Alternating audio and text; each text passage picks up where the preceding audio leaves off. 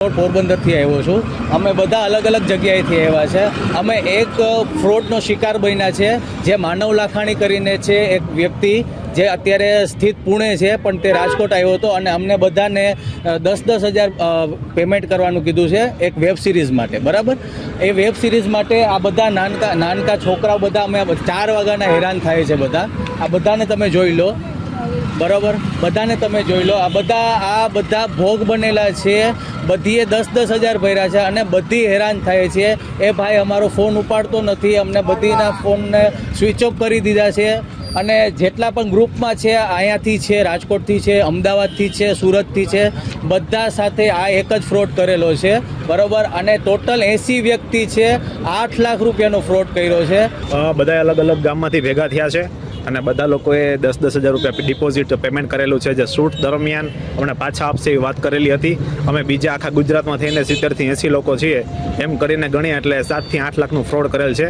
અને આ ભાઈનું નામ છે માનવ લાખાણી, જે હાલ પુણે બાજુ છે અને છે રાજકોટનો ભાઈ છે। મારું નામ કુંજલ સિંગાડા છે, હું રાજકોટથી છું। મારો સન મોડલ ને એક્ટર છે, એટલે અમે બધા ફેશન શોમાં અને જતા આવતા હોય ત્યાં 2 વર્ષ પહેલાં આ માનવ લાખાણી નામનો યુવક, જે અંદાજે 20થી 25 વર્ષની એની એજ છે, અમને મળેલા અને 2-3 મહિના પહેલાં એણે અમને લોભામણી સ્કીમ જેવું આપ્યું કે હું એક વેબ સિરીઝ ચાલુ કરવાનો છું, તમારે અત્યારે ડિપોઝિટ પેટે 7થી 10,000 જેવું બધા પાસેથી લીધું છે અને પછી હું 6 એપિસોડ શૂટ કરવાનો છું।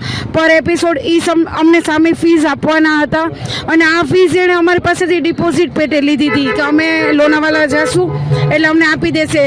4-5 વાર ડેટ ચેન્જ થઈ, આજની ડેટ લાસ્ટ ફાઇનલ હતી। સવારે 5 વાગે બધાને અહીંયા ગ્રીનલેન્ડ ચોકડી રાજકોટ આવવાનું હતું, બધા 4 વાગ્યાના આવેલા હતા।